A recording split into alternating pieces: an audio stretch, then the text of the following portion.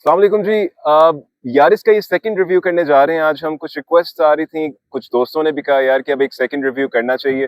तकरीबन 4000 किलोमीटर चल गई है और अब क्योंकि मेरे पास इसका एक्सपीरियंस आ गया है, क्या-क्या फीचर्स इसके अंदर मुझे अच्छे लगे हैं, कौन-सी चीज़ें मुझे लगी हैं कि इसमें थोड़ी-सी मिसिंग है या बेहतर होनी चाहिए थी। तो वो सारी चीज़ें आज आपको इंशाल्लाह हम बताएँगे, मेरा जो पर्सनल एक्सपीरियंस है उसके मुताबिक। ठीक है जी? तो बाकी चलते हैं गाड़ी के अंदर, वहाँ पे मैं आपको सारी डिटेल्स बताता हूँ। So let's go for a ride. तो अ, 2 पार्ट्स में हम ये वीडियो बनाते हैं। सबसे पहले प्रोस बताता हूँ मैं आपको, जो-जो चीज़ें मुझे इसकी अच्छी लगी हैं, फिर कॉन्स पे जाएँगे, जो चीज़ें मुझे लगता है कि बेहतर होनी चाहिए थी, and then I will give you end के ऊपर वीडियो के अंदर final thoughts. So I think छोटी-छोटी चीज़ों से पहले स्टार्ट करते हैं। सबसे पहली चीज़ सीट्स और लेग रूम, ये दोनों चीज़ें मुझे बहुत पसंद आई हैं। सीट्स के अंदर मेरे कहने का मकसद है कि बहुत कंफर्टेबल है। अब आई डोंट नो कि क्योंकि नई गाड़ी है तो वो कुशनिंग मुझे ज़्यादा उसलिए फ़ील हो रही है या फिर अ, वाक़ई में टोयोटा ने बहुत कंफर्टेबल सीट्स बनाई हैं। तो मुझे तो सीट्स के अंदर और लेग रूम के अंदर मैं इसको 10 आउट ऑफ 10 दूँगा। अच्छा, अगली चीज़ के ऊपर जाते हैं, एसी। अम, तकरीबन पूरी गर्मियाँ गुज़र गई हैं और एसी मैंने इसका 1 की स्पीड पे ही चलाया है। अम, एक छोटा-सा फ्लॉ है एसी का, वो मैं आपको कॉन्स के अंदर सेकंड पार्ट में बताऊँगा। लेकिन ओवरऑल जो कूलिंग है एसी की बहुत मज़ेदार है। लाइक आई सेड, गर्मियाँ गुज़री हैं, मैंने 1, 2 से ज़्यादा मैंने तेज़ एसी नहीं चलाया, ठीक है? Um, the next thing is suspension. यार बहुत ही मलाई सस्पेंशन है। मतलब इससे पहले मैंने सुना था करोला अपने सस्पेंशन के ऊपर मशहूर है। और आई थिंक वो चीज़ मैंने यारिस के अंदर एक्सपीरियंस की है कि इतना इसका अच्छा मज़ेदार सस्पेंशन है कि बड़े-बड़े खड्डे भी आते हैं तो बहुत मलाई की तरह गुज़र जाती है, पता भी नहीं चलता। So really happy with the suspension overall, ठीक है जी।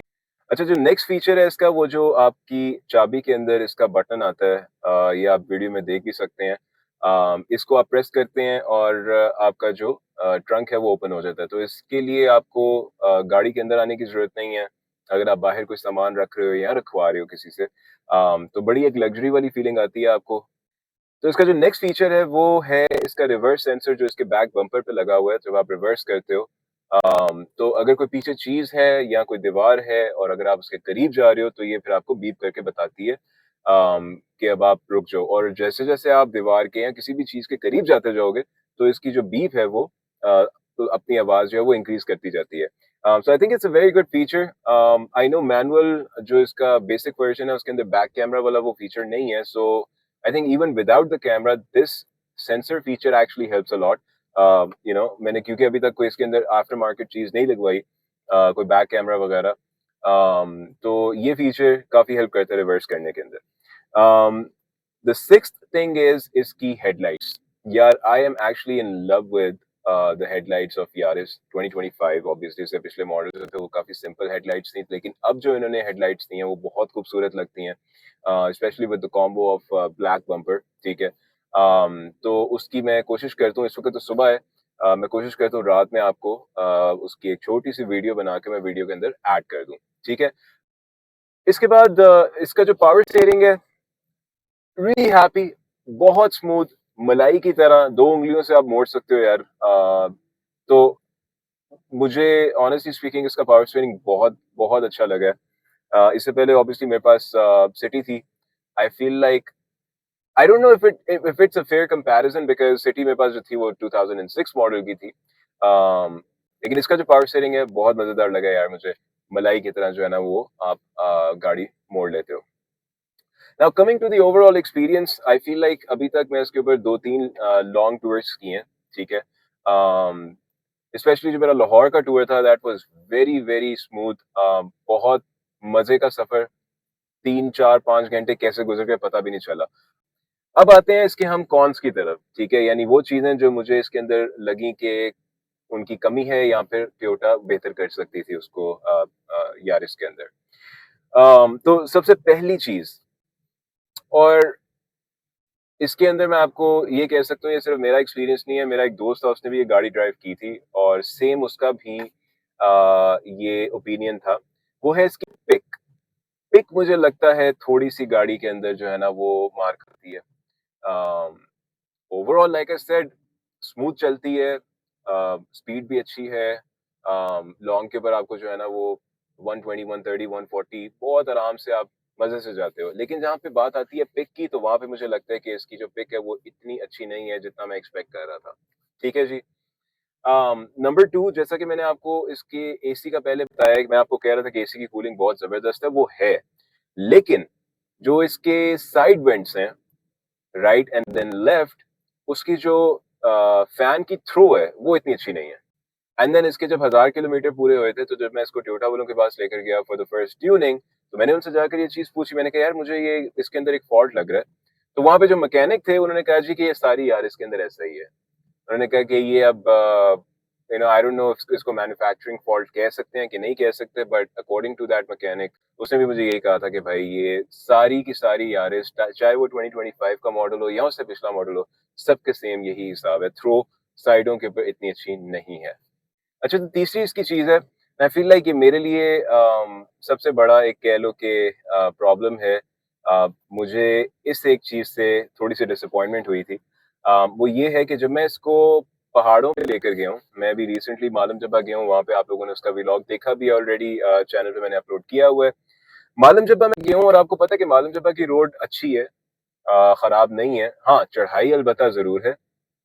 तो शायद कहीं ना कहीं आप लोगों के साथ भी इन द पास्ट ये हुआ हो कि आप जब पहाड़ों पे चढ़ाई चढ़ रहे हैं, तो जब थोड़ी सी चढ़ाई स्टीप होती है तो आपकी गाड़ी थोड़ी स्लो होती है, आप उसको फिर दूसरे से पहले गियर पे करते हो। और फिर पहले गियर पे भी कभी आप चढ़ाई चढ़ रहे हो और सही स्पीड पे चढ़ रहे हो, तो गाड़ी आहिस्ता आहिस्ता रुकते रुकते रुकते बिल्कुल ही स्टॉप कर जाए। तो ये एक्सपीरियंस पता नहीं आप लोगों के साथ हुआ है कि नहीं, लेकिन मेरे साथ फर्स्ट टाइम हुआ है यार इसके ऊपर। डिसअपॉइंटमेंट इसलिए है यार क्योंकि पिछली जितनी गाड़ियां थी मेरे पास सब obviously like I said used गाड़ियां थी। 2006 मॉडल की City, Liana 2006 model once again, and then उससे भी पहले मैंने बहुत अरसा तकरीबन 8 साल ये हुंडई सेंट्रो रखी थी। और उसको पता नहीं मैं कहाँ कहाँ पे लेकर गया हूँ यार, मजाल है एक भी दफा कहीं वो रुकी हो। ठीक है। तो this was the very first time कि जब गाड़ी मेरी जो है वो रुकी है। अब शायद आप लोगों के ज़हन में ये सवाल आ रहा होगा कि शायद हो सकता है फैमिली बहुत ज्यादा बड़ी होगी या फिर बहुत ज्यादा वेट होगा गाड़ी के ऊपर, तो ऐसा भी नहीं है। 3 एडल्ट थे और एक बच्चा था। ठीक है। तो कोई खास वजन भी नहीं था गाड़ी के ऊपर। और हाँ, ये एक नहीं, ये दो जगहों पे हुआ है, मालम जबा की रोड चढ़ते हुए। अम, और फिर मुझे करना क्या पड़ता था, मुझे पीछे वापस ले जाकर गाड़ी स्पीड में और जो है ना वो लानी पड़ती थी, जिसकी वजह से वो चढ़ जाती थी। तो ये 2 दफा मेरे साथ वहां पे सीन हुआ है, जिसकी वजह से मुझे थोड़ी सी फीलिंग आई कि यार थोड़ी सी गाड़ी अंडर पावर्ड है। ठीक है। खास तौर पे चढ़ाई के लिए। आखिर में मैं आपके साथ ओवरऑल थॉट्स अपनी शेयर करूंगा। आई थिंक सबसे पहली चीज, मार्केट की गाड़ी है यार। आज जितने की आप लोगे, कल को आपकी ये कीमत नहीं तोड़ेगी, और बल्कि हो सकता है कि ये ज्यादा पैसों में ही जाए, ऑब्वियसली जैसे हमारा रुपया डिवैल्यू करता है। तो मिसाल के तौर पे आज मैंने ये 45 की लिए, 2 साल बाद हो सकता है 50-55 की जा रही हो। So this is a big thing. Yaris and then obviously City, दोनों मार्केट की गाड़ी हैं। सेडान्स में अगर हम देखते हैं, अच्छी चीज है कि मुझे पता है यार कि मैंने आज जो इन्वेस्टमेंट की है, इंशाल्लाह इंशाल्लाह वो कल को मुझे पे ऑफ करेगी। द नेक्स्ट थिंग इज कि जो ओवरऑल इसकी लुक्स हैं मुझे बहुत अच्छी लगती हैं यारिस की। Again as compare to the City latest model, मुझे सिटी से ज्यादा खूबसूरत यारिस लगती है।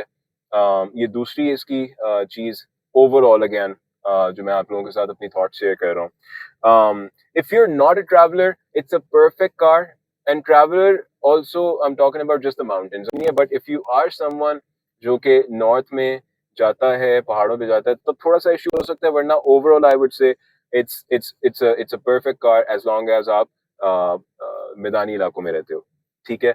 लाइक आई सेड, पहाड़ों पे भी आप जा सकते हो, इशू कोई नहीं है। लेकिन थोड़ी सी आपको तंगी होगी वहां पे चढ़ाई चढ़ते हुए। And then finally I feel like इन्होंने सेफ्टी के अंदर भी अपग्रेड जो की है 2025 मॉडल के अंदर। मुझे वो चीज बहुत पसंद आई है। अल्लाह का शुक्र है अभी तक मुझे एक भी दफा ऐसी ब्रेक नहीं लगानी पड़ी कि जिसपे एबीएस एक्टिवेट हुआ हो, जो आपकी एबीएस ब्रेक्स हैं। लेकिन इस चीज की तसल्ली है और इस चीज की खुशी है कि यार इसके अंदर 3 एयर बैग्स हैं। अल्लाह ना करे कोई एक्सीडेंट वगैरह हो, तो इसके अंदर सेफ्टी जो है वो ज्यादा है as compare to the other sedans that are available in the market. So this was my honest review, guys. I hope you liked this video. If you did, then give it a like, share, and subscribe to the channel. I'll see you guys inshallah in the next video. Allah Hafiz.